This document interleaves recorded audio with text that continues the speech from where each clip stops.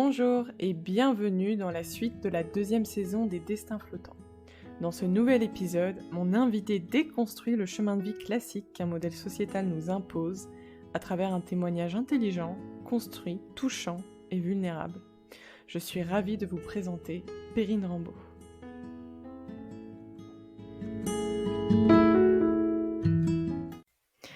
Aujourd'hui, mon invitée est coach, auteur et nomade, et elle explore notamment des modes de vie comme voyager seule en sac à dos, remonter la Nouvelle-Zélande seule en stop, apprendre et naviguer 11 500 miles nautiques sans avoir connu la voile avant, voyager 3000 km à vélo électro-solaire, tendre vers un mode de vie zéro waste, animer des jardins partagés, bref, que d'aventures qui, je crois, résonnent avec l'envie de construire un avenir recentré sur des valeurs telles que l'humanisme, l'écologie et l'alignement corps, cœur et mental. Il s'agit de Perrine Rambaud. Perrine, comment ça va ? Ça va très bien. Merci de me recevoir. Donc en tant que coach aujourd'hui, tu aides les gens à réaliser leurs rêves, mais pas seulement leurs rêves de voyage, ça peut être tout type de rêve. Alors peux-tu nous en dire davantage ? En fait, on a tous des envies profondes qui très souvent s'estompent au fur et à mesure qu'on avance dans la vie, parce qu'on suit une voie tracée par la société ou par nos peurs, en fait, tout simplement le fait qu'on a eu un échec d'un côté ou qu'on a des doutes sur telle ou telle situation, du coup on recule un peu et on choisit des options qui sont confortables. Et en fait, il arrive un moment dans la vie où on a ce confort, on regarde sa vie, on regarde qui on est et on se dit mais en fait, c'est pas ça que je voulais et c'est pas moi. Et surtout, c'est pas ce dont le monde a besoin. Donc en fait, la majorité des gens qui viennent me voir sont des personnes qui cherchent à explorer un petit peu mieux qui elles sont, ce qu'elles veulent et surtout comment y aller. Et comment y aller, c'est pas forcément en faisant, mais c'est surtout en changeant la manière qu'on a de penser et en regardant pour chacune des situations ce qui bloque à l'intérieur pour que après, du coup, naturellement, on prenne confiance et on avance vers ce qu'on veut profondément. Yes, c'est toujours la première étape de modifier sa pensée. La pensée est matière, comme on dit dans le bouddhisme, Vajrayana. Mais alors d'abord, avant de parler de tout ça, j'aimerais qu'on parle de ton histoire et surtout des perceptions que tu pouvais avoir sur toi et sur le monde avant ton moment de bascule qui s'est concrétisé en un burn-out dont on parlait hors antenne. Alors voilà, j'aimerais d'abord qu'on parle de la Perrine d'avant ce burn-out. Qui étais-tu et quelle perception de toi et du monde tu pouvais avoir ? Burnout juste avant mes 30 ans, c'est intéressant comme date. Et en fait, toute ma vingtaine, je cours. Enfin, je cours. J'ai pas l'impression de courir, mais disons que j'ai une vie remplie, je suis super énergique. Donc je fais mes études en Allemagne, après je travaille aussi en Suisse. Les week-ends, je fais tout le temps des choses. Il arrive un moment aussi où j'ai l'impression que j'ai pas assez de temps pour tout tester, donc je commence à faire de la danse, j'apprends le piano, je fais du théâtre, je dis jamais non à une invitation. Donc en fait, je suis dans une sorte de boulimie d'activités qui sont en fait une tentative pour moi de masquer ce qui va pas, qui est donc le fond, qui est que je suis pas là où j'ai envie d'être. Mes vacances, c'est des voyages, mes rêves, c'est l'aventure, et j'ai beau être bonne au travail, j'ai beau adorer mes collègues, j'ai beau m'y donner à fond, mais en fait, euh, mon, ça nourrit pas en profondeur, ça nourrit pas la personne que je suis au cœur. Et alors tu te sentais limitée d'une quelconque manière ? En quoi tu te sentais limitée à ce moment-là, hormis la fulgurance de toutes ces activités ? Limité en temps. Je me sens pas limitée en énergie à ce moment-là parce que j'ai toujours été très énergique, volontaire, etc. Euh, donc ouais, limitée, je vois pas en fait les limitations mentales. C'est là, tu vois, c'est certainement là où on veut aboutir. Pour moi, c'est vraiment à cœur vaillant, rien d'impossible. Donc c'est le faire, le faire, le faire, et aucun intérêt pour l'être. C'est-à-dire que ne rien faire pour moi, c'est une perte de temps. J'ai vraiment cette pensée à 22 ans. Je termine mes études, j'ai mon job qui m'attendait déjà parce que c'était mon deuxième stage, et je suis en Allemagne. En fait, j'ai fait donc 2 ans en France, 2 ans en Allemagne par alternance semestrielle. Donc mon dernier stage était en France, puis après j'avais encore une année, 6 mois à Bordeaux, 6 mois à Münster. Et je suis à Münster en Allemagne. J'ai mon copain qui m'attend, j'ai mon job qui m'attend en France. Et aussi, bah, certainement, les attentes de mes parents de, bah, elle va rentrer, c'est bon, voilà, on a fait notre boulot, elle est autonome. Et en fait, au fond de moi, je sens vraiment ça je suis en Allemagne, en plus c'est la Coupe du monde de foot, donc c'est 2006. Il y a une énorme ferveur, il y a bah, toutes ces personnes avec qui je viens de passer 4 ans, et tout est possible en fait. Pour moi, en Allemagne, c'est vraiment ça. C'est pas forcément le fait que ce soit l'Allemagne, c'est juste le fait que ce soit différent, une autre langue, une autre culture. Euh, j'ai vraiment l'impression avec ma petite valise que je peux recommencer ma vie n'importe où, n'importe quand, et que tout est bonus. Et en fait, revenir en France, revenir dans ce travail qui pourtant m'a plu, et je suis très fière qu'on m'ait attendu, qu'on a embauché quelqu'un en m'attendant, etc. pendant un an. Mais en fait, c'est ça la vie. Donc j'ai vraiment à 22 ans clairement vu, je vais m'engouffrer dans ce tunnel du travail, du copain, du coup du mariage, des enfants, de la maison, etc. Et ma liberté, je la retrouverai que à la retraite. Ça, vraiment, je le vois. Franchement, ça m'a été dit, tu vois ce que je veux dire. Aujourd'hui, on parle d'écouter son intuition, bah là, il y avait pas photo, quoi. Je le savais, je le sentais, c'était dans mon corps. Je sens que j'ai ce potentiel immense, en fait, dans ma vie, mais bah, il y a des choses à faire. Et ces choses à faire, c'est être raisonnable et prendre ce qu'on nous donne et y aller. Alors, justement, c'était quoi tes études et ton job à ce moment-là? Ah, c'est une excellente question. Parce que les études, en fait, j'avais pas de vocation. Donc, dans ma famille, les 4 grands-parents sont instits. Mes parents se sont rencontrés au camping GCU, groupement, je sais pas quoi, universitaire, des campeurs, groupement des campeurs universitaires. Donc, en fait, c'est managé que par des profs. Et donc, on rigole beaucoup dans la famille parce qu'il y a 2 couples qui se sont formés là. Et donc, l'enseignement, la sécurité, par contre, tout le monde est vraiment super passionné par son travail. Et moi, j'avais pas cette vocation, donc je me voyais pas faire. Enfin, j'avais pas une idée précise. J'imaginais bien, j'étais attirée par les langues, être prof d'anglais, qui était ma première langue. Du coup, là, l'allemand, j'avais vraiment bien amélioré, mais je m'imaginais pas être prof parce que je me disais, bah du coup, je vais toujours être dans le même niveau. Je préférais utiliser mes langues pour aller à la rencontre, à la découverte.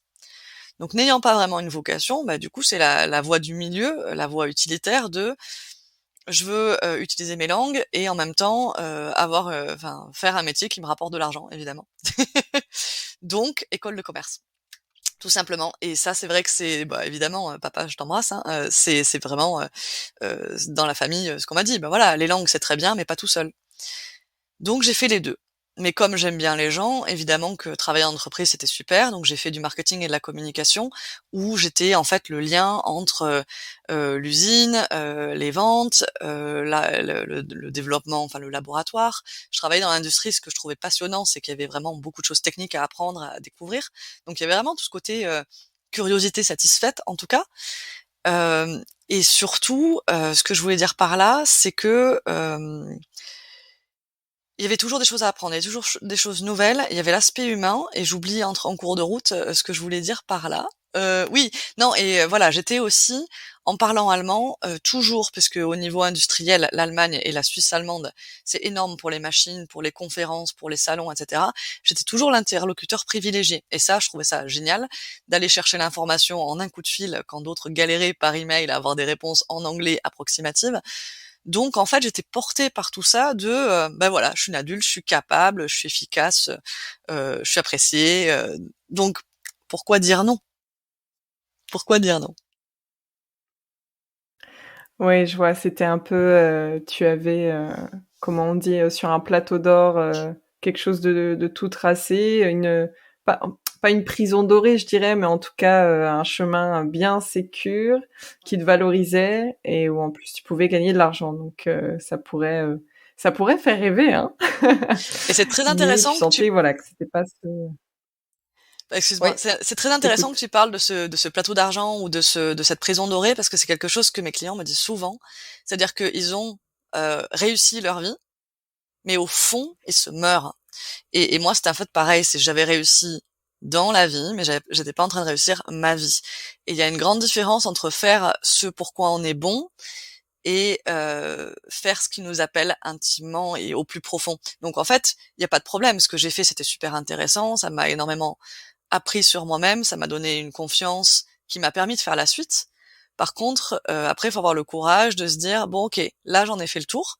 Et c'est pas un côté insatisfait. Souvent, il y a cette croyance limitante de je suis une éternelle insatisfaite, je sais pas ce que je veux faire, je me cherche. Tout ça, on l'entend beaucoup.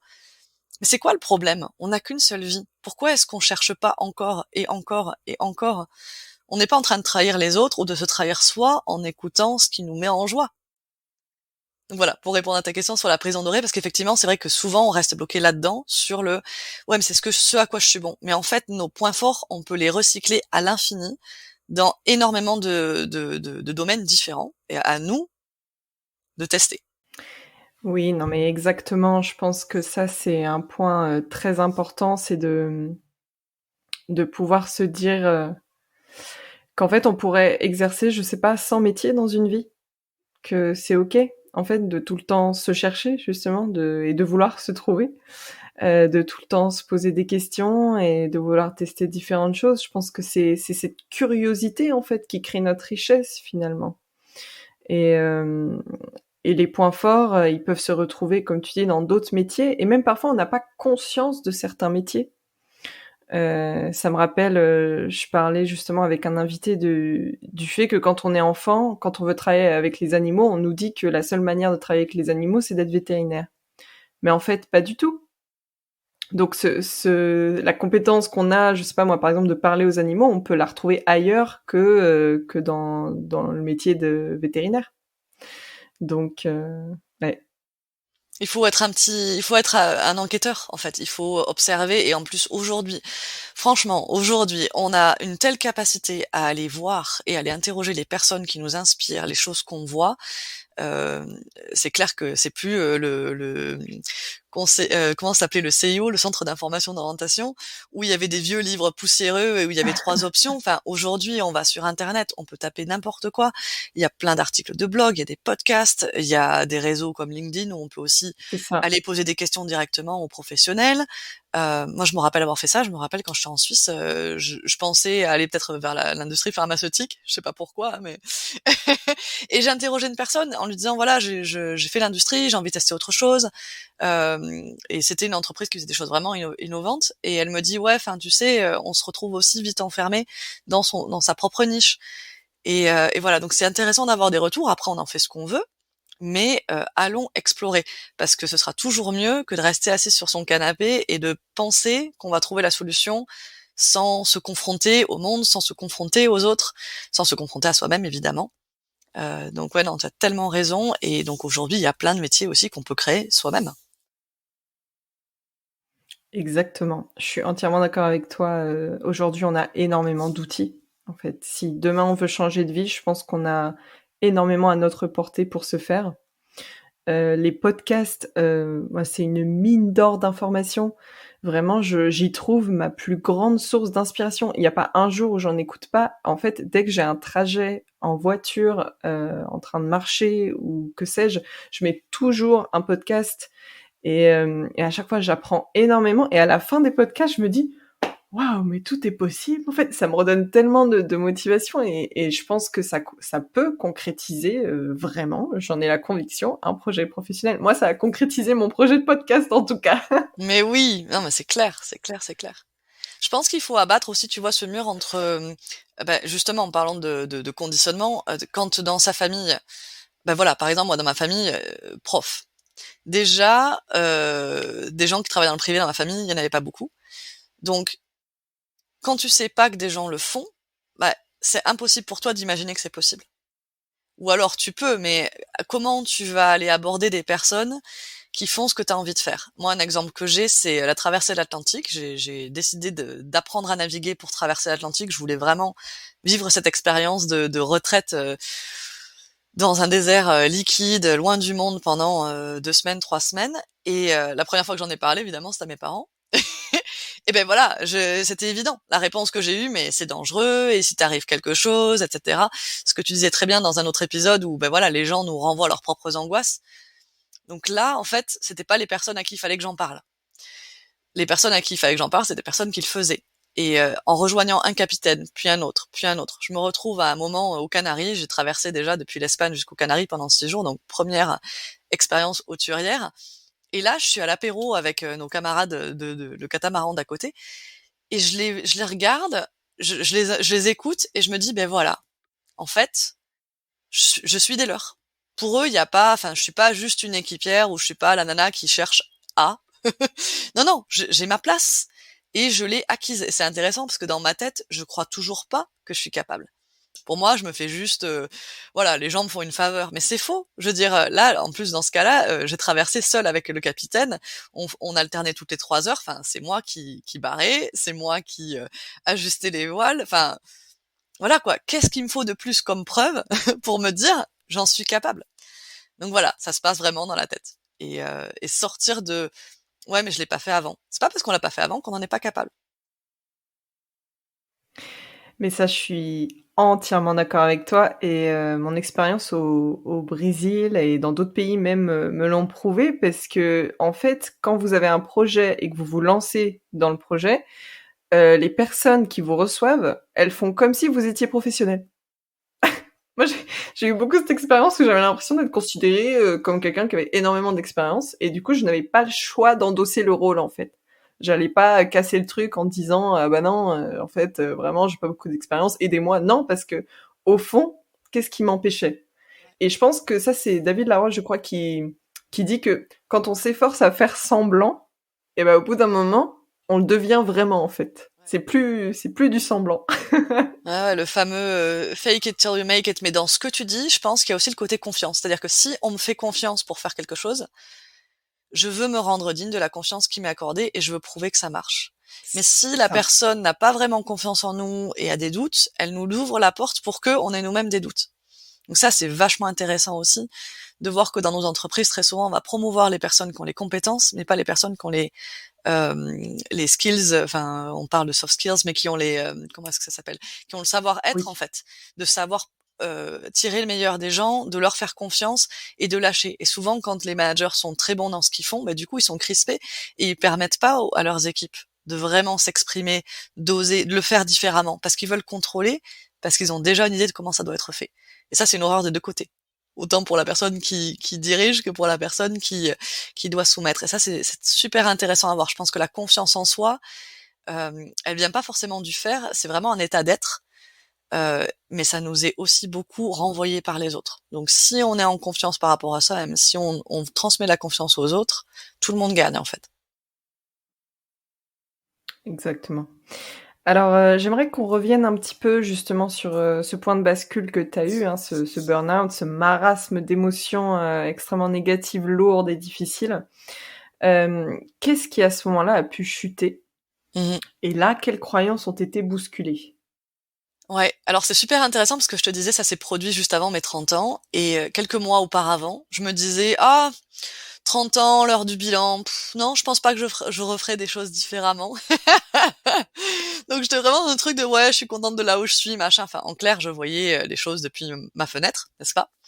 Et à partir du moment où j'ai ce burn-out, donc où tout s'écroule, où je perds toute mon énergie, c'est comme si tous les murs tombaient. Et donc là, je vois que j'ai plus de maison, que je suis vraiment aux prises avec les éléments, et que, ben, il reste plus que moi. Je peux pas me cacher derrière mon titre professionnel, ma situation en couple, enfin, peu importe, ce qui nous apporte cette sécurité. En fait, je suis vraiment à poil. Et je suis extrêmement vulnérable. Je suis aussi très en colère parce que c'est du harcèlement, mais bon, évidemment, 50-50, hein. On était 2 dans cette relation, et moi, en fait, j'étais pas capable de dire non, j'étais pas capable de m'écouter, j'étais pas capable de recharger mes batteries. Et donc là, ce qui se produit, c'est vraiment ça, c'est un effondrement de tout, de mon corps, de le corps qui ne répond plus, qui me permet pas de me lever, et la tête qui tourne en boucle. Des milliards de pensées qui tournent, qui tournent, qui tournent, qui tournent, enfin un épuisement de dingue. On dort plus la nuit, on essaye de dormir un peu la journée, enfin on est bon à rien. Donc pour moi qui était très efficace dans la performance, je ne suis bonne à rien. J'ai une honte immense de pas être au bureau, enfin on va penser de moi que je suis une tire au flanc, et gna gna gna, enfin incroyable. Incroyable, comme tu dis, c'est vraiment un tumulte d'émotions contradictoires, et en fait, en même temps, l'impression de couler, de tomber vers un fond. Moi, j'aime bien l'image d'un puissant fond. C'est vraiment ça, c'est que je m'enfonce dans une sorte d'obscurité. Mais au fur et à mesure que je descends, en fait, ça se calme, ça s'apaise, et je vois que ça peut être en fait super bien pour moi. Parce que je me rends compte que quand tout brûle, quand les couches superficielles et inutiles disparaissent, il reste plus que moi, l'essence, et la question de qu'est-ce que je veux vraiment.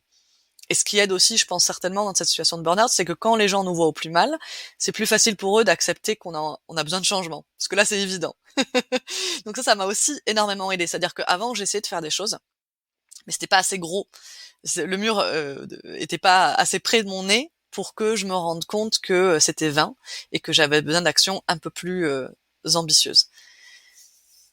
Donc je sais pas si je réponds à ta question, mais voilà, le burn-out, pour moi, assez rapidement quand je comprends ce que c'est, grâce à des podcasts, parce que j'en avais aucune idée de ce que c'était. En fait, j'ai écouté des podcasts, enfin c'était à l'époque des émissions de radio 2014 sur France Culture où des gens parlaient de reconversion ou parlaient de harcèlement moral. Je pense que je commençais par le harcèlement moral et ça déviait vers le burn-out et vers des reconversions. Et quand j'écoutais ces personnes-là qui racontaient à quel point elles avaient complètement tout revu, je me disais waouh, quel courage. Puis en fait, la seconde d'après, je me disais mais en fait moi j'ai toujours trouvé génial toutes ces personnes qui changeaient de vie plusieurs fois. Enfin quand on regarde les personnes qui nous inspirent, c'est vraiment des indicateurs. C'est-à-dire que j'ai toujours été très très intéressée, curieuse, attirée et pleine d'admiration pour des personnes qui avaient vécu X vie professionnelle ou X vie tout court. Et en fait, ça revient. Ça revient, cette idée de, ok, ben voilà, j'ai essayé, c'était un chapitre de ma vie. Maintenant, qu'est-ce que je veux vraiment, moi? Pas parce que les autres posent des questions. Et je pense une bonne question à se poser, c'est qu'est-ce que je ferais si je n'avais pas peur? Qu'est-ce que je ferais si l'argent n'était pas un problème? Qu'est-ce que je ferais si, on arrive à ta question, si j'étais illimité, si je pouvais tout apprendre, si je pouvais rencontrer toutes les personnes que j'ai besoin de rencontrer pour y arriver? Donc voilà, donc j'ouvre là à fond le champ des possibles. Bon après, ça c'est dans ma tête, hein, au niveau physique, j'ai zéro jus, donc je prends mon mal en patience, mais voilà, petit à petit, je pense qu'une chose qui m'a beaucoup aidée, en tout cas, ça a été de découvrir un des TED c'est Florence Servan-Schreiber sur la gratitude. Donc j'ai commencé tous les soirs à écrire mon journal de gratitude et voir déjà que malgré le fait que j'avais pas ce jus, que j'étais plus la Perrine qu'on connaissait, énergique, etc., il y avait quand même des choses très positives dans ma vie. Et ça, je pense, c'était indispensable. C'est-à-dire que tout s'écroule, mais malgré tout, il y a quand même des choses qui me faisaient du bien. J'ai acheté un appareil photo réflexe et j'allais prendre des photos pour me forcer entre guillemets à marcher. Et voilà, et j'avais le soutien de mes parents qui habitaient pas loin. J'avais quelques conversations avec des amis, même si c'était franchement limité parce que je tournais en boucle et je détestais m'entendre comme ça. Mais voilà, je trouvais tous les jours. Normalement, c'est 3 choses, plus que 3 choses qui me faisaient plaisir. Un rayon de soleil, c'était le printemps, enfin le printemps. Là, je te dis, je me suis écroulée en juin 2014, donc là, je suis vraiment sur la fin. Mais voilà, enfin revoir la vie la vie qui reprend son cours, une journée ensoleillée en décembre, enfin ce genre de choses-là, je pense que ça m'a vraiment aidé à me dire, ok, là, je peux pas changer la situation. Par contre, à l'intérieur, je peux ouvrir en grand cette réception à la magie de la vie. En fait, je suis encore en vie. Il y a des gens qui se suicident à cause d'un burn-out. Il y a des personnes qui sont pas soutenues par les proches. Il y a des personnes qui ont l'impression qu'elles n'ont pas les capacités ou les compétences de se relever. Il y a des personnes qui sont bloquées par une situation familiale. Moi, je suis libre. Je suis juste locataire. Je peux tout refaire. Ça, c'est super important et si on pouvait adresser un message aussi à toutes ces personnes qui vivent ces choses extrêmement difficiles et ces moments de grand chaos Oui, finalement. J'adore cette phrase qui dit la nature n'aime pas le vide. Donc quand on perd tout, c'est qu'il y a quelque chose qui se joue en notre faveur. Alors c'est très dur à voir sur le moment parce qu'on est dans notre tumulte d'émotions, que c'est voilà, on a énormément de chagrin et de colère, mais vraiment la nature n'aime pas le vide. Ça c'est une loi universelle. Donc quand on perd tout, appart, job, relation, c'est qu'un grand changement va s'opérer et va être remplacé toujours. Voilà, c'était un petit message d'espoir pour ces personnes-là. Euh, Perrine, alors justement par quel voyage tu as commencé, donc quand t'as décidé de t'en sortir, et quelles ont été les prises de conscience à ce moment-là? J'ai commencé petit parce que justement, j'étais toujours pas rétablie. Je pense que ouais, il m'a fallu peut-être 2 ans pour retrouver ma pleine énergie. Donc je pars en mars 2015 et j'ai trouvé. En fait, j'ai peur de plein de choses. J'ai peur de combien de temps je vais pouvoir voyager avec mon livret A qui est quand même plein, mais bon voilà, c'est quand même la trouille de se dire voilà, j'ai pas d'apport d'argent. Je suis une femme seule, c'est dangereux. Je ne sais pas ce que je veux faire et enfin c'est bien beau tout ça, mais derrière faut quand même avoir un projet professionnel. Donc j'ai un peu ces trois choses là qui sont devant moi et donc j'y vais petit à petit. Donc c'est-à-dire que au lieu de partir complètement tous horizons ouverts, je participe à une formation d'encadrement de chantier solidaire. C'est quelque chose que j'ai déjà fait en Islande 2 ans auparavant et j'aime beaucoup ce côté multiculturel où en fait des gens viennent, donc là dans mon cas ce sera en France que j'encadrerai, des gens viennent un peu de partout dans le monde, aident contre le gîte et le couvert à restaurer un château, enfin n'importe quel type de projet en fait. Et passent ce moment ensemble et aident en fait au départ c'est la reconstruction franco-allemande, c'est ça l'origine des chantiers solidaires. Le but c'était que les Allemands et les Français fassent connaissance, les jeunes. Bref, donc tout ça pour dire que je me dis, très bien, j'aime beaucoup cette idée du multiculturel, de construire ensemble, d'interculturalité, je viens de le dire. Donc je vais commencer par cette formation, je la vois arriver dans ma boîte mail et c'est intéressant, quand tu dis la nature a horreur du vide, le jour où j'appelle la DRH, je vois cette offre, je réponds, le lendemain matin, je parle avec la DRH, et l'après-midi, je reçois le mail de confirmation pour la formation. Une porte se ferme, une porte s'ouvre. Et donc voilà, donc c'est mon premier chapitre, c'est ça, c'est donc la Sicile, avec donc des jeunes d'un peu partout en Europe, y compris Ukraine et Russie d'ailleurs. Et et donc avec eux, on construit vraiment un programme sur comment impliquer les gens et les faire s'exprimer. Il y a tout un pan qui est je sais pas comment on l'appellera en français, j'aime pas éducation populaire, c'est pas le terme, mais oh, je le trouve même plus en anglais. Bref, en clair, c'est vous venez en tant que participant, mais on n'est pas dans une attitude descendante, et que je pense qu'on l'appelle éducation informelle. C'est-à-dire que chacun apporte quelque chose au groupe. Exprimez ce qui vous vient, vous avez tout en vous. Et ça, déjà, c'est un truc que j'avais jamais entendu. Pour moi, il fallait être expert. Donc ça déjà ça secoue quelque chose et je trouve ça super inspirant parce que je suis la plus âgée, de voir tous ces jeunes qui ont déjà fait le choix d'avoir une carrière ou en tout cas de s'engager dans des projets qui sont en alignement avec leurs valeurs et non pas juste l'appât de la sécurité comme moi je l'avais suivi, en fait la raison, mais plutôt ce qui résonne. Donc voilà, ça c'est mon premier petit chapitre d'une semaine simplement et après je pars toute seule avec mon sac à dos. Et là, je suis toute seule. Et la première nuit où je suis seule en Sicile, j'ai envie d'aller me promener, mais il fait nuit.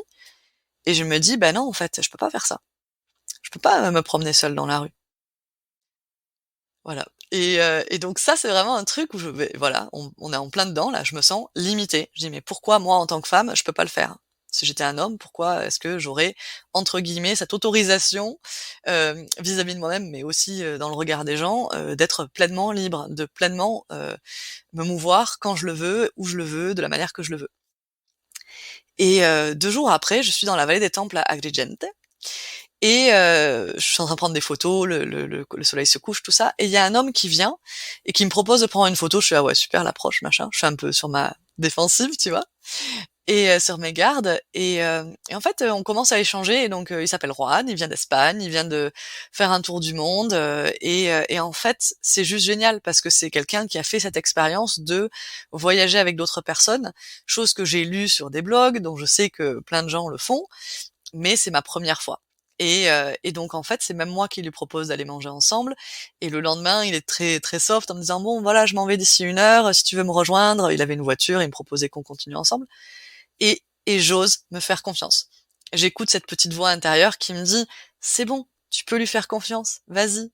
Et avec lui, c'est super intéressant parce qu'en fait, c'est moi, je vais pas dire 2 ans plus tard, mais bon voilà, c'est quelqu'un qui a 2-3 coups d'avance sur moi et qui me met en confiance et qui m'ouvre à ce monde, qui me tend les bras, qui m'attire et dont j'ai envie. Donc voilà, une première croyance tombe.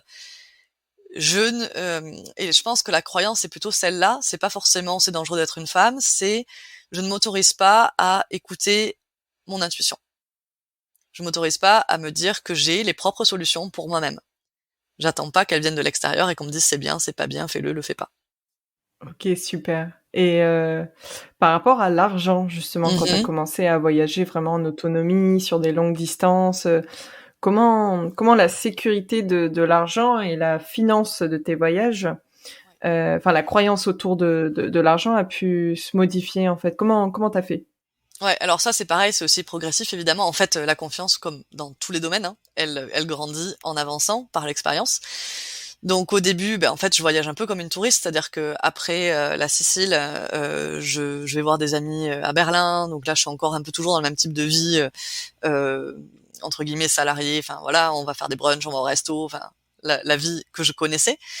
Et puis après, je vais en Grèce et seulement pour 3 semaines. Mais en Grèce, j'avais envie de rejoindre un chantier. Donc en fait, je passe par un site qui s'appelle Helpex ou Helpix en français, Help Exchange. Donc on échange son aide. C'est le même principe que les chantiers, mais c'est entre des particuliers. Et donc j'ai envie de faire ça. J'ai envie de passer peut-être voilà une semaine ou deux avec un autre, mais c'est pas la bonne saison pour les olives. J'ai pas de réponse. Et donc du coup, je fais ce que je fais toujours, c'est-à-dire que je passe 3 jours à Athènes, je vais dans les Cyclades, après je vais à Delphes, de Delphes je vais à Corfou, et Corfou j'y passe une semaine complète et je ne fais rien parce qu'en fait je suis capoute, j'ai toujours pas mon énergie et en fait je cherche à être en vacances juste pendant un an, mais en fait j'ai pas envie d'être en vacances, j'ai envie d'être. J'ai pas envie. Et d'ailleurs, Corfou, c'est intéressant parce que les signes, enfin les signes, les panneaux dans la ville sont en cyrillique et pas en, je sais pas si c'est le cyrillique l'alphabet, j'ai un doute là-dessus. Bref, sont en grec et non pas en alphabet latin. Et en fait, je suis paumée. Et je marche au hasard. Et je m'arrête dans un café et je me dis, mais en fait, est-ce que c'est vraiment important que j'aille voir ce centre historique, patrimoine de l'UNESCO, et que je prenne des photos? Est-ce que j'en ai vraiment envie? Ou est-ce que je peux juste aller à la plage aujourd'hui et prendre l'avion demain parce que je rentrais pour une réunion familiale? Est-ce que c'est vraiment utile de faire ça? Est-ce que moi, Perrine, j'en ai envie? C'est quoi en ce moment la question que je me pose? Je me dis quoi? Les gens vont me demander quand je vais arriver en France demain, ah c'était comment Corfou? J'y suis allée, c'était génial. Je l'ai pas vu. Et alors? Est-ce que c'est vraiment important?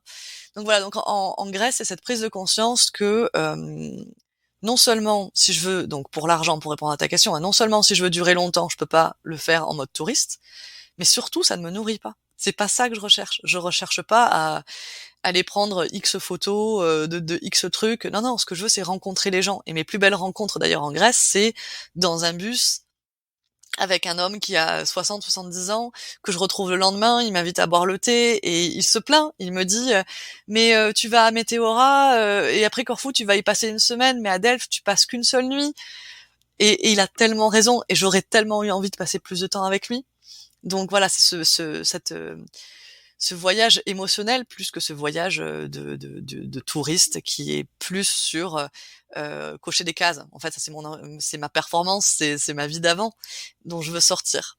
Donc après ça, il y a Copenhague. Copenhague, il y a un chantier. Donc comme j'ai déjà cette idée de traversée de l'Atlantique, que je n'ai jamais mis les pieds sur un bateau, je me dis je vais chercher des hôtes sur Helpex qui sont en lien avec la navigation. Et je trouve un chantier solidaire qui restaure un voilier pour faire du transport à la voile. Et je me dis, transport maritime, donc cargo, hein.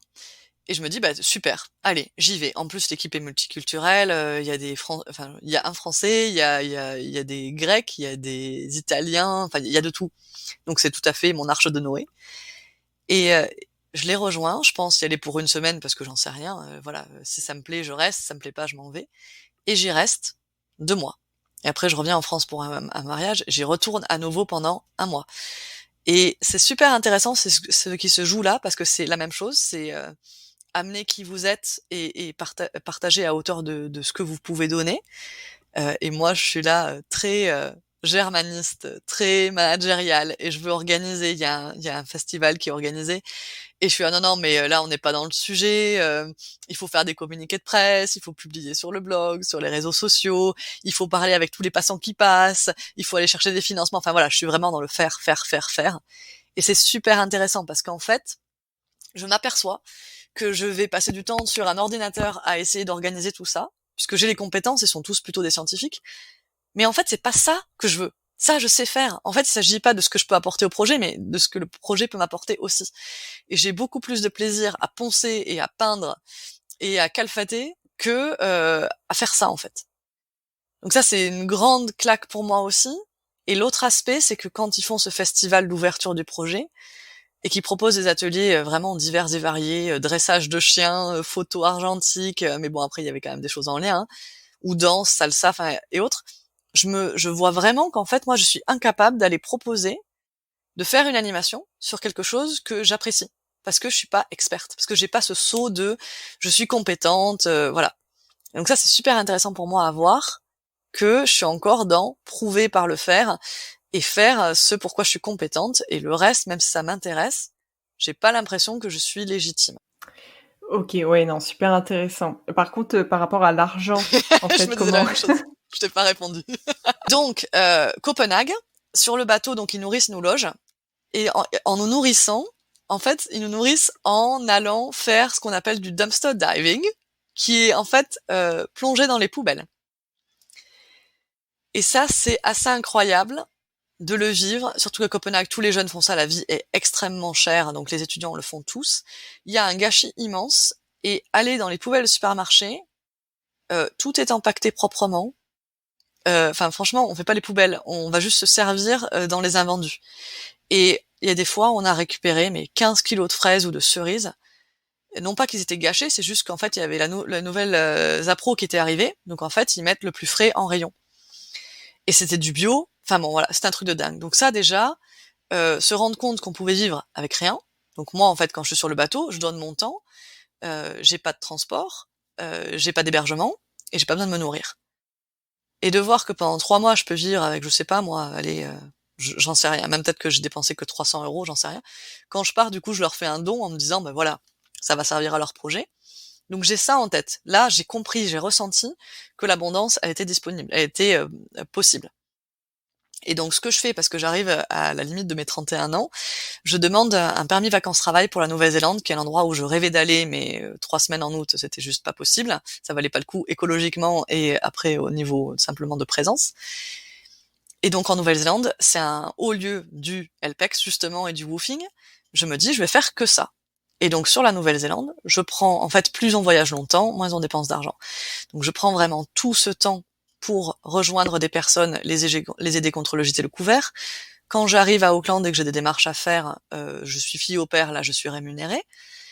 Et je pense, voilà, j'avais retiré, je pense, 1400 euros avant de partir. C'est, voilà, j'ai peut-être dû gagner, allez, 600 euros peut-être sur mon job, enfin, épargné au début. Donc voilà, grand maximum, j'ai dépensé 2000 euros sur place. Et là, je parle de 11, 12 mois. Et une autre chose à dire, c'est qu'au moment... c'est dingue pour la Nouvelle-Zélande. Oui, bah alors après, voilà, ça c'est un truc que je dis toujours. Moi, je bois pas de café, je bois pas d'alcool, je fume pas. Donc si vous avez un budget café, alcool, clope, faut le rajouter là-dessus. Mais voilà, je suis très frugale. J'adore l'eau. Donc tout ça pour Génial. dire que les transports, j'ai fait du stop. En fait, ce qui m'a coûté le plus cher, c'était de randonner seule parce que là, je payais pour ma nourriture. Je me suis acheté un sac de couchage et j'avais un pass. Mais bon, ça coûte pas grand-chose d'avoir un pass pour aller dans les différentes cabanes. Et ce que je voulais dire sur l'abondance, donc en fait, soit on pense qu'il n'y a pas assez, enfin, soit on voit le verre à moitié vide, soit on le voit à moitié plein, n'est-ce pas? Euh, J'arrive à un moment où c'est la fin de mon séjour et j'approche facilement des 100 dollars qui me restent sur mon compte néo-zélandais et je me suis un peu lancé ce défi de je vais pas piocher dans mon compte français. Il me reste 100 dollars et puis je rejoins une famille et au cours du deuxième jour, elle me dit écoute, là on part pendant 15 jours en Chine, on a un fils qui va d'un côté, un fils qui va de l'autre, le troisième il reste à la maison et on a des amis qui vont venir donner un coup de main. Mais franchement, si t'as envie de rester, la maison est à toi.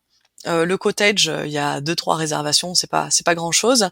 Et bah t'as la voiture, tu vas te balader autant que tu veux. Si tu veux rester plus tard et qu'il faut faire garder l'aîné, on te donne le numéro d'une nounou. Enfin voilà quoi, tu peux rester. Et je me dis voilà, entre retourner dans une auberge de jeunesse et faire les jobs que personne ne veut en Nouvelle-Zélande, pas très bien payés, etc. Et avoir du temps pour moi, ce à quoi j'aspire à ce moment-là, ben je choisis de rester avec eux. Et le jour où ils partent, elle me dit on va te payer. Et ils me payent donc 600 dollars qui rembourse en fait tous mes frais enfin voilà, l'univers quoi, qui conspire, qui ben voilà, tu donnes et on te rend. En fait, en donnant, tu peux recevoir. C'est exactement ça. En fait, donner déjà t'enrichit humainement et amoureusement. Et vraiment, j'ai eu la même expérience en Amazonie. En fait, j'ai monté un projet d'aide aux indigènes là-bas, sur la base de ce dans quoi j'avais déjà travaillé à Bahia. Et au début, tout le monde me disait, ouh là là, l'Amazonie, tu vas dépenser beaucoup d'argent, ça va être voilà de grosses dépenses, etc. Donc bon, j'avais prévu le budget et de fait, ça rétrécissait mon voyage, mais j'avais prévu pour.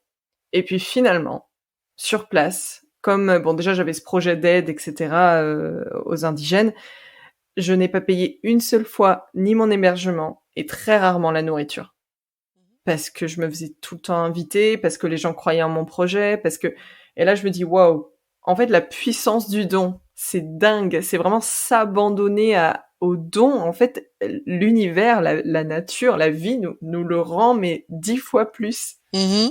C'est extraordinaire. Ça c'est vraiment une question c'est la loi de l'attraction, tout Ouais. simplement. Ce qu'on met dans le champ énergétique. Mais c'est intéressant parce que hors antenne, on parlait des dictons, tu vois, enfin, qui façonnent un peu ces pensées limitantes. Et je te disais, ben, après, il y a beaucoup d'opposition. Il y a les contraires s'attirent ou qui, maintenant, je trouve plus. C'est like attracts like en anglais. Ah zut, qui se Qui ressemblent, s'assemble se s'assemblent. ressemble. Oui, voilà, qui s'assemblent. Voilà. Et donc en fait, on a les L'inverse, qui deux. se ressemble se Ensemble, assemble. s'assemblent. On va y arriver à deux. Et donc en fait, on peut toujours trouver les deux choses. Et ce que tu as dit, il y a, je pense, dans la Bible, ça te sera rendu au centuple, ça existe aussi. Donc en fait, on choisit. On choisit soit de se dire que le monde est en rétractation, c'est pas le terme, je m'excuse. Alors je vis, donc comme tu l'as dit, aux États-Unis, peut-être pas. Donc mon français est un peu, je rame parfois. Voilà, soit on est dans cette contraction, soit on est dans cette expansion. Et en fait, c'est nous qui choisissons de quel côté on met l'interrupteur.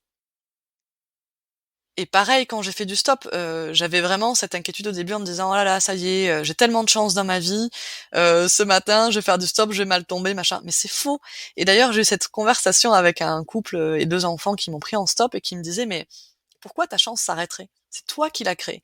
Et j'étais pas encore capable de voir que c'était moi qui la croyais. Pour moi, ben voilà, j'avais juste de la chance, voilà. I'm a fluke, comme on dit en anglais. Enfin voilà, c'est un truc, qui te tombe Oui, dessus alors alors, que non, non, non. c'est ça. Attention au hack du cerveau. Quand quelque chose de très beau nous arrive, notre cerveau va nous hacker en nous disant profite parce que ça va pas durer. Exact. Ou alors il va envisager quelque chose de dramatique ou de beaucoup moins bien pour pas être déçu. Enfin, c'est terrible. Ça, c'est vraiment des hacks de la loi d'attraction et justement, c'est une vraie croyance limitante de penser ça, que ça va s'arrêter, que c'est que de la chance, que attention, on profite parce que ça va pas durer. Ça, attention, c'est hyper limitant. Et c'est de la peur plus que de la réalité. Donc non, c'est clair qu'il y a un travail à faire de ce côté-là pour pas tomber dans le piège. Qu'on Tiens, peut je utiliser t'en notre prie. cerveau dans le sens inverse, c'est-à-dire que notre cerveau, en fait, il fait plein de scénarios catastrophes. Donc, tu vois, quand on parle de loi d'attraction, c'est intéressant, ou de manifestation, on va toujours dire, ah ouais, c'est un truc wouhou, machin. Mais en fait, on est déjà en train de faire cette visualisation du pire. Donc, pourquoi est-ce que on se dirait que c'est, enfin, qui suis-je pour imaginer le meilleur pour moi-même, quand en fait, je passe mon temps à m'imaginer le pire scénario. Mais en fait, on peut utiliser notre imagination complètement pour montrer au cerveau vers quoi on veut aller, lui montrer que ça se passe bien, qu'on est en joie, vraiment convoquer la joie, la gratitude quand on visualise une situation, c'est super puissant, quoi. Et donc voilà, moi je suis passée par cette phase et je pense qu'on passe tous par là. Enfin, en tout cas, des voyageuses avec lesquelles j'étais en contact en Nouvelle-Zélande, on était 3 et les 3, on a fait exactement on a eu cette même pensée de ça va s'arrêter, c'est pas possible, j'ai tellement de chance. Parce qu'en fait, c'est tellement au-delà de ce qu'on a imaginé, de ce qu'on pense qui est capable et aussi dans le regard des autres qui sont restés à la maison et à qui on raconte nos trucs incroyables. Mais voilà, on se dit bah non, j'ai pas droit à ça. C'est pas possible, ça peut pas m'arriver à moi. Donc voilà, mais si, ça peut m'arriver, c'est ce que je veux, je marche tous les jours dans cette direction. Moi aussi, je mets de la bienveillance, de la bonne humeur. Je, j'en fais un devoir en fait. Je fais un devoir de propager ma bonne humeur, ma joie de vivre, etc. Et si je touche 3 personnes qui sont contaminées et qui à leur tour vont propager cette joie, mais en fait, on gagne tous. Donc, c'est pas me rendre service que de rester dans cette position de peur. Je veux propager la bonne humeur, je veux propager les bonnes nouvelles. Je suis le remède anti JT de TF1. Voilà, je suis là pour prouver que on peut être femme, on peut être seule, on peut être voyageuse et on peut kiffer. On peut avoir vraiment une vie de dingue. Exactement. Et donc, le dicton, c'est trop beau pour être vrai, à bannir. Ah Vraiment, mais à oui. bannir. Ça, c'est une vraie fonction limitante. Et je pense aussi que dans ce mécanisme positif, là, qu'on explique, c'est l'amour de soi aussi qui entre en jeu. Parce que, du coup, si on s'autorise à avoir une vie de rêve et qu'on crée des scénarios hyper positifs dans notre tête, il y a souvent la question du mérite qui revient. Mm-hmm. Et ça, pareil, le mérite, c'est à bannir de notre vocabulaire. C'est pas qu'on mérite, c'est qu'on a le droit. Et ça, pour prendre conscience, intérioriser le fait qu'on ait le droit, c'est réellement s'aimer soi. Se valoriser et être conscient de notre propre valeur, de ce qu'on peut apporter. Même si on l'a pas encore apporté, on va l'apporter. Et ça, ouais, non, c'est hyper important justement de faire ce travail d'amour de soi. Alors justement, en parlant d'amour, hors antenne, on parlait du fait que l'amour pour toi, ça avait été un grand booster hein, dans ta vie quand tu as fait cette rencontre en Nouvelle-Zélande de ton chéri actuel. Et cela t'a permis de remettre voilà pas mal d'éléments en question. Alors que peux-tu nous dire à ce sujet? Vaste sujet. Bah, effectivement, ce à quoi tu fais référence, c'est un autre podcast où j'explique que en fait, avant de trouver l'amour, il fallait que je trouve l'amour de moi-même. Et ça, en fait, bah, c'était un gros travail que de me rendre compte que je m'aimais pas de manière inconditionnelle, mais voilà, qu'il y avait une condition à être suffisamment comme ci, suffisamment comme ça, etc. L'amour de mon corps aussi. Donc, une chose que j'ai pas abordée quand j'ai parlé du burn-out, c'est ça, c'est marche ou crève, le cerveau qui dit fais ci, fais ça, et le corps qui doit obtempérer. Et en fait, le burn-out m'a permis de me rendre compte que mon corps était mon meilleur ami. Mon corps était mon meilleur allié, que s'il y a pas de corps, ben il y a pas de tête. Et petit à petit, voilà, en prenant conscience de ma respiration, enfin honnêtement, j'étais en apnée au travail. Ça tient aussi beaucoup à la posture, hein, d'être de plus en plus recroquevillée, etc. Mais je suis allée voir un magnétiseur à un moment, et ce soir-là, je me suis allongée sur mon lit et tout cet air qui a pu entrer en moi, c'était un nouveau souffle en fait, mais c'était surtout choquant de voir à quel point je m'étais recroquevillée et j'étais plus dans cette pleine possession de mon corps et de ses capacités. Donc je fais un petit détour par là, mais ce que je veux dire, c'est que j'ai vraiment pris conscience que mon corps était central et que je devais l'écouter. Et en voyageant, ça a été ça aussi, c'est-à-dire que quand je suis fatiguée, je m'arrête. Quand je le sens pas dans mon corps, je dis non. Il y a une fois en stop en Nouvelle-Zélande où s'arrête une voiture et ils sont en train de fumer des clopes et de boire des bières et je le sens pas. Donc du coup, quand ils me disent on va dans telle direction, je dis ah mais non, mais je suis du mauvais côté de la route. Peut-être que c'était, tu vois, pas si grave que ça, mais bon voilà, j'ai eu cette petite seconde là de petit courant électrique qui m'a envoyé un message. Ok, je t'écoute. On est deux là-dedans. Il y a pas que la tête, il y a aussi le corps. Donc on est deux là-dedans. Et ensuite j'ai ce moment où je me vois dans le miroir en Nouvelle-Zélande et où je regarde mon corps et enfin je me dis en fait t'es pas si mal. C'est-à-dire que toute ma vie, voilà, j'étais trop ci, pas assez ça. Après, évidemment, il y a ce qu'on a entendu au collège. Enfin, moi, j'ai le droit à planche à pain, enfin, ce genre de trucs, quoi. Donc, c'était jamais assez, et j'attendais que la reconnaissance, elle vienne des autres. Et donc, ma valeur, c'était en fait ce qui restait après que les personnes aient exprimé, en fait, ce qu'elles pensaient de moi, que ce soit au niveau physique, intellectuel, peu importe, hein, tous les aspects. Hein. Mais ma valeur, comme tu disais, c'est intéressant, ça revient à ce que tu dis sur le mérite et l'autorisation. Ben voilà, je m'autorise à m'aimer et j'attends pas de mériter de m'aimer. Parce que du coup, c'est quoi le measuring stick? Comment on dit? C'est quoi l'ordre de mesure? Enfin, ça passe pas en français, mais euh, les talons, je ne sais pas. Comment est-ce qu'on mesure à quel point c'est bon, c'est valable, pas valable, etc.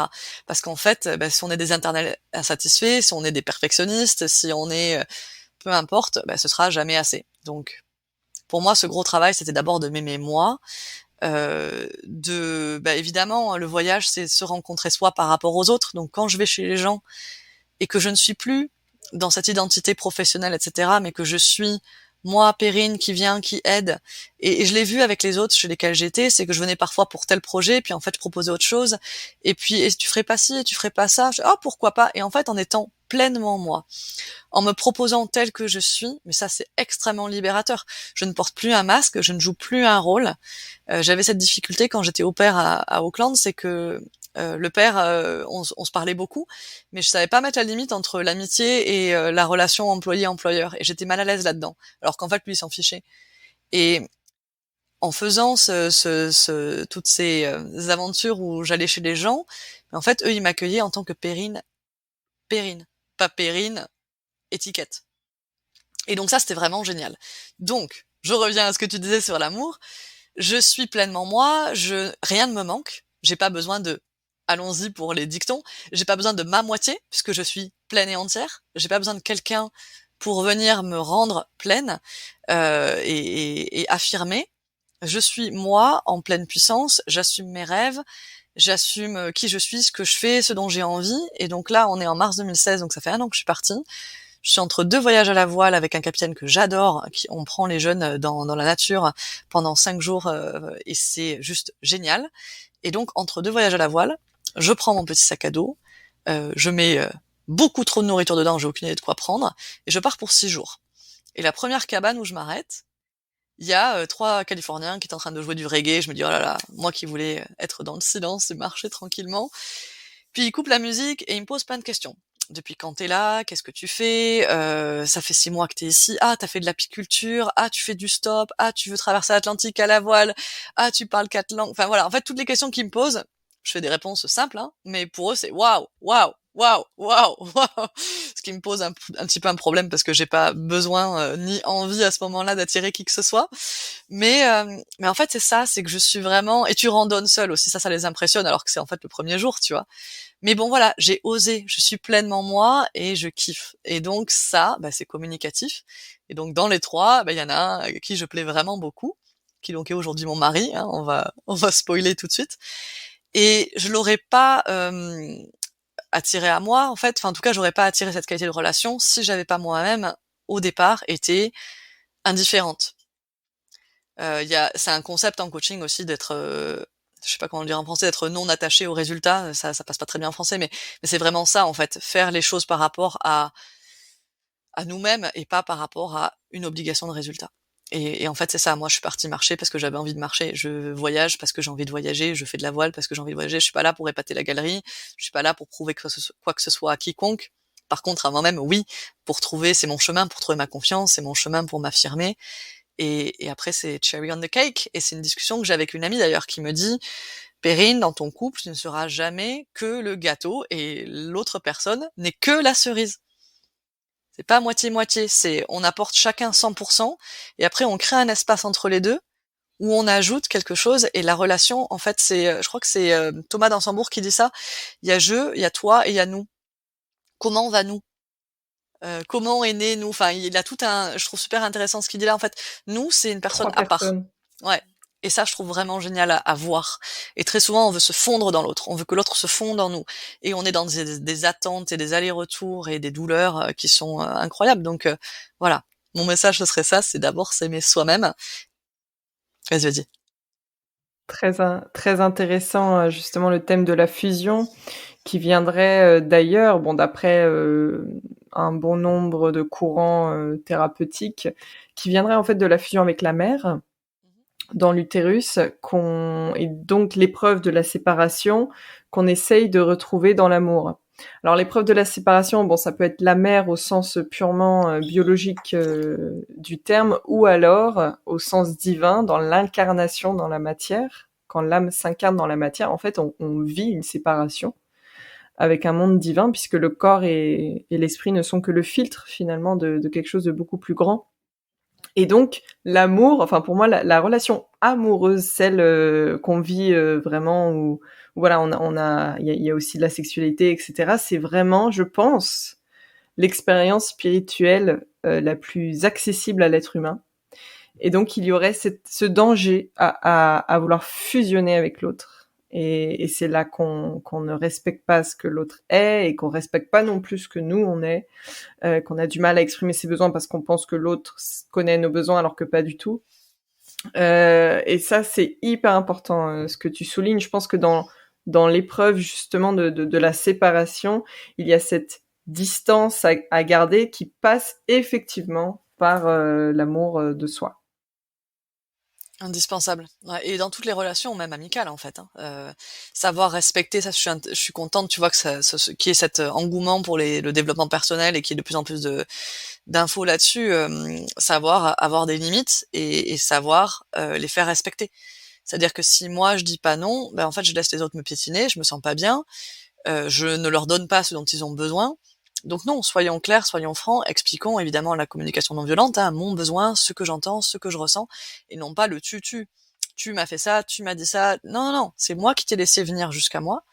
Donc maintenant, je vais restaurer un petit peu une distance parce que j'ai besoin de régénérer mon champ énergétique. Et bah là, je suis pas dispo tel soir.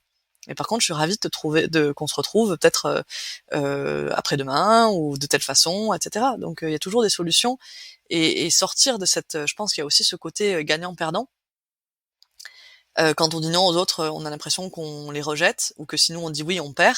Alors qu'en fait, on peut trouver un terrain d'entente. Mais pour ça, le prérequis, c'est de comprendre nos besoins et de les respecter, et ensuite la communication pour trouver un espace commun et cheminer ensemble. Et du coup, on alimente aussi la confiance. Tu en parlais de confiance avant. La confiance, elle se perd, mais elle se nourrit aussi jour après jour. Exactement. Merci Perrine. Et alors là, justement, on va plutôt parler de ton métier de coach. Quelles sont les croyances que tu retrouves chez tes coachés? Est-ce qu'il y a de grandes tendances? Pourquoi on vient de consulter principalement? Alors consulter, c'est pas forcément un terme que j'apprécie. Et je vais te dire pourquoi. Parce qu'en fait, on n'est pas dans de la thérapie ou de la psychologie. Enfin, nous, en fait, on ne diagnostique pas, on accueille et on co-crée. Donc en fait, on n'est pas là pour dire aux gens quoi faire et comment. On est juste là pour voir les incongruences, pour voir les blocages, pour voir les pensées limitantes. Et souvent, en fait, la personne va te dire un truc, mais il croit à moitié. Donc ça va être ça, tu vois, dans les pensées limitantes. Je dis ouais, mais l'argent. Je dis ok, combien? Et en fait, très souvent, la peur, elle reste. Ça revient à ce que vous partagez avec Christian Clot. Souvent, la peur, on la brandit comme un étendard de ça marche pas, etc. Donc moi, les gens viennent avec des histoires, avec des peurs. Et quand je dis histoire, c'est je suis nulle. J'ai envie de faire ça, mais personne me prend au sérieux, ou je suis nulle en orthographe. Enfin, ok, très bien. Donc t'es nulle en orthographe. Euh, Comment est-ce que tu peux régler le problème? Et donc là, la personne va dire, ben, je peux demander à quelqu'un de relire, je peux prendre des cours, je peux faire des audios. Donc voilà, en fait, c'est toujours ça, c'est comment passer outre. Là, quand je te dis ça, c'est vraiment un angle mort, c'est-à-dire que la personne a décrété qu'elle était nulle, elle ne voit même pas que derrière, il y a plein d'éléments qu'elle peut déconstruire. Donc c'est pas, on va pas aller chercher dans l'enfance, etc. C'est juste par rapport à telle situation où tu te trouves, où tu veux aller, qu'est-ce qui bloque? Pourquoi tu l'as pas fait? Ah, j'ai pas osé parler à telle personne. Pour quelle raison? Parce que je pense que c'est des personnes qui ont pas de temps pour moi. Ok, mais t'as pas posé la question. Ou comment tu peux leur faciliter la tâche. Donc c'est vraiment les aider à démêler tout ça. Et le but vraiment pour le coacher, c'est de complètement s'approprier le fait que ils sont capables maintenant de voir, donc la prise de conscience, c'est la première étape, hein, de voir ce qui bloque, et après de toujours avoir ce réflexe qu'ils ont construit avec moi de interroger, interroger, interroger. Donc voilà, donc c'est vraiment, je veux aller à tel endroit, c'est le résultat que je veux, et moi je les aide à aller de A à B, en voyant, en fait, si tu veux, je leur tiens la main, je pense qu'une image peut-être plus parlante, je leur tiens la main dans la forêt et je vois où il y a des branchages, où il faut qu'ils baissent la tête, voilà, donc je leur montre juste où est la branche avant qu'ils se la prennent. Et voilà, donc c'est un peu général comme question parce que après c'est extrêmement vaste, mais je te raconte même pas le nombre de personnes qui sont assises sur des mines d'or au niveau de leurs compétences, de leurs capacités, de l'entreprise qu'ils ont déjà démarré, mais justement de leur peur de l'argent, de leur peur de demander, de toujours donner gratuitement. Parce que, au fond, en fait, c'est je suis pas assez, je peux pas demander, et voilà. Donc d'où ça vient? Pourquoi je suis pas capable de demander de l'argent? Pourquoi je suis ok pour payer quelqu'un, mais moi, je me rémunère pas? Pourquoi Enfin voilà, c'est super intéressant. C'est une discussion qui pourrait nous prendre des heures, mais on arrive à 1 heure. Mais voilà, les grandes tendances, c'est ce qu'on a discuté aussi ensemble, hein, l'argent, la peur de l'inconnu, je suis pas assez, que vont penser les autres? Ah attends, il y en a une qui est intéressante. Il y en a une qui est intéressante, c'est au fur et à mesure que je vais avancer, les gens vont plus me reconnaître et vont plus m'aimer. Mais en quoi le fait de devenir meilleur, plus bienveillant, plus joyeux, plus enthousiaste, en fait, encore une fois, on voit pas ce qu'il y a derrière, mais ce qu'il y a derrière, c'est que en devenant plus soi, on permet aux autres de prendre le même chemin. C'est l'aspiration. En fait, on les inspire et après, les gens qui ont des doutes et qui au début nous disent mais n'importe quoi, j'en sais rien moi, t'es pas comédienne, etc. Bah après vont venir te voir en disant oh, mais comment t'as fait ça? En fait, je crois que moi aussi j'ai envie d'être comédienne. Par quoi t'es passé? Comment t'es voilà. Donc ouais, celle-là, elle est super intéressante. Les gens vont pas me reconnaître et je vais être rejetée. Ben, l'abandon, le rejet, enfin c'est des mêmes blessures en fait. Hein. C'est ça. Ouais, ouais, non, ça, c'est avoir peur de sa propre brillance, parce qu'on a peur d'être jalousé. Alors qu'il s'agit plus d'inspirer que de transmettre, toujours. Donc, ouais, c'est un Ça me parle, point hein. super important. Ça me parle ce que tu dis parce que moi je suis dans un processus d'écriture où justement après avoir traversé l'Atlantique, je me suis dit il faut vraiment que je le dise, que je le crie sur tous les toits, que si moi je l'ai fait, n'importe qui peut le faire. Tout ce que j'ai fait, franchement, je suis pas Wonder Woman, je l'ai fait un pas à la fois, une personne à la fois, en acceptant que parfois j'allais être rejetée. Le stop m'a beaucoup aidé. Le stop, t'as 20 voitures qui te disent merde. Mais en fait, tu tombes sur la bonne personne et c'est génial. Donc t'apprends à faire confiance en le fait que c'est pas le bon timing et que les choses viennent. Continue à montrer ton sourire, continue à être enthousiaste, continue à vouloir rencontrer ces personnes. Et voilà, donc sur l'écriture du livre, c'est vraiment ça, c'est mais ça va intéresser personne, et qui suis-je? Oui, j'ai envie de transmettre, mais en fait, je suis pas en train de dire aux gens faites comme ci, faites comme ça. C'est juste voilà ce que moi j'ai vécu, avec mes propres doutes, avec mes propres failles, donc oser s'exposer. Et le pouvoir de la vulnérabilité, il est énorme aussi, et ça c'est ce que j'ai vécu en voyage. En voyage, on peut être pleinement vulnérable, les personnes le sont en retour, et la relation, elle est beaucoup, beaucoup plus forte. Ça c'est aussi une clé de oser se montrer. Et ça, je l'ai aussi avec des coachés qui, Et plus euh, profonde. C'est ouais, plus profond. exactement, qui font la démarche d'en parler autour d'eux, tu vois, au lieu de dire ils vont pas me reconnaître, ben en fait, qui partagent ce qui se passe au fur et à mesure, et ça se nourrit, ça bouge ensemble, et c'est juste génial. Euh, Comme on peut rayonner autour de soi et on s'en rend pas compte en fait. Autant du négatif que du positif. Donc choisissons le chemin qu'on veut pour nous-mêmes. Exactement. Et alors, Perrine, on approche à la fin de l'épisode, donc je pose deux dernières questions. Donc, la première, quels sont tes prochains objectifs? Prochain objectif pour moi, c'est le livre. C'est vraiment de sortir de... Bah, c'est intéressant, c'est ce dont je te parlais à l'instant. Sortir un peu de mon coin où j'en parle, mais j'en parle pas trop parce que bah, j'ai la peur du regard des autres. Euh, alors là, je le dis de manière générale, mais bon, je pourrais être plus spécifique. Hein. Et très souvent, pendant très longtemps, je me suis dit que j'allais le faire en auto-édition. Et là, maintenant, c'est, ben en fait, non. Si j'ai envie que le message puisse toucher les personnes qui ont envie de le recevoir, ben, il est de mon devoir d'aller frapper aux portes des maisons d'édition ou des agents. Et dans le pire des cas, on me dit non. Mais dans le meilleur des cas, j'ai des personnes qui vont me donner un retour qui sera professionnel. Je vais apprendre grâce à eux. Et si jamais ça marche pas, de toute façon, je l'auto-édite et ça revient au même. C'est juste que j'y passe un peu plus de temps, mais c'est un apprentissage. Donc c'est ça mon prochain défi. Là, je te renvoie au podcast que j'ai fait justement avec Linda Bortoletto qui explique la première fois qu'elle publie son premier livre. Je sais pas si tu te souviens. Je l'ai écouté, ouais. Et alors ça traîne et c'est terrible et il y a tout le monde qui lui dit ah non il y a pas d'histoire et c'est vraiment elle se dit mais c'est pas possible, moi j'y crois à mon histoire, je veux que mon histoire soit publiée et finalement ça finit par fonctionner euh, à tout hasard. Alors justement, les hasards ne sont jamais des hasards, mais elle rencontre quelqu'un dans le cadre du théâtre qui lui fait ensuite connaître une petite maison d'édition qui accepte son histoire. Alors vraiment, je pense que là, le maître mot pour toi, c'est y croire. Ouais, mais tu vois, il y a le côté, là je trouve intéressant que tu parles de Linda, parce que il y a aussi le côté de si tu n'y crois pas déjà toi pleinement, si t'attends que ce soit les autres qui y croient pour toi, ça marchera pas. Et après la rencontre, c'est-à-dire que honnêtement, les maisons d'édition, elles travaillent déjà avec leurs auteurs réguliers, donc les nouveaux auteurs c'est extrêmement rare, donc c'est souvent des gens qui connaissent des gens. Et si je reste dans mon coin et que j'en parle à personne, je risque pas de rencontrer qui que ce soit qui va me mettre en contact aussi, tu vois. Donc ça, c'est un autre aspect aussi.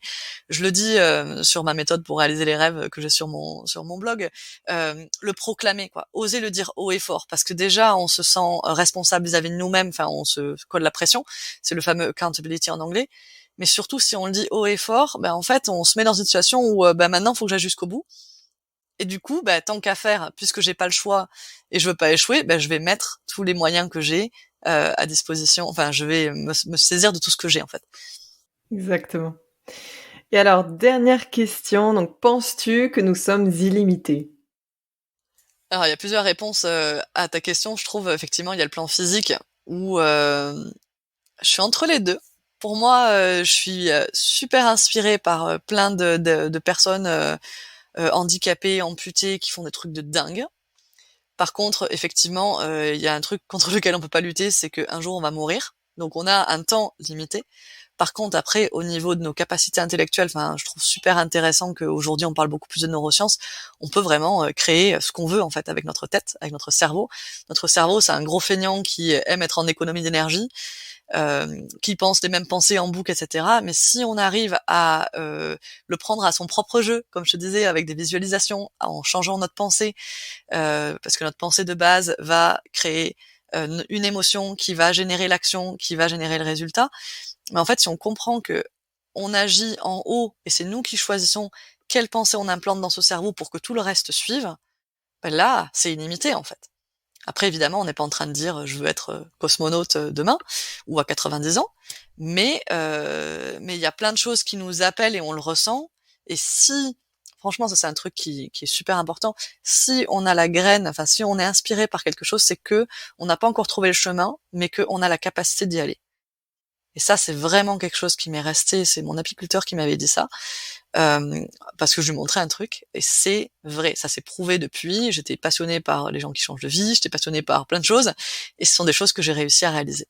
Génial, Perrine. Mais même, tu vois, sur la notion de temps, du fait qu'on va mourir un jour, même ça, alors soit dans la vie purement physique, dans cette vie-là, on peut même laisser des traces illimitées, c'est-à-dire, je sais pas moi, si demain, si tu publies ton livre, tu vas forcément laisser une trace et ça peut inspirer encore pendant des siècles, tu vois. C'est en ce sens que je pense qu'on a ce côté un peu illimité, et aussi si on croit à la réincarnation, je pense que là, le côté illimité, il prend tout son sens. Tout à fait raison. Non, je te remercie de l'ajouter. Perrine Rambaud, merci beaucoup pour ta présence et tous tes précieux conseils. J'ai passé un super moment. Merci beaucoup Anaïs pour ton invitation, et oui, c'est passionnant, et merci beaucoup pour ce podcast. Je pense que ça parle à énormément de gens, et c'est tellement nécessaire. Parlons-en, et faisons-en des conversations avec nos amis aussi. Oula, ce que t'es en train de dire là, c'est pas une pensée limitante? Relevons-le chez les autres et chez nous-mêmes, Exactement. de plus en plus. Exactement. Prenons-en la graine. Nickel. Merci Merci. Perrine. Bonne soirée. Ciao, ciao. Salut, salut.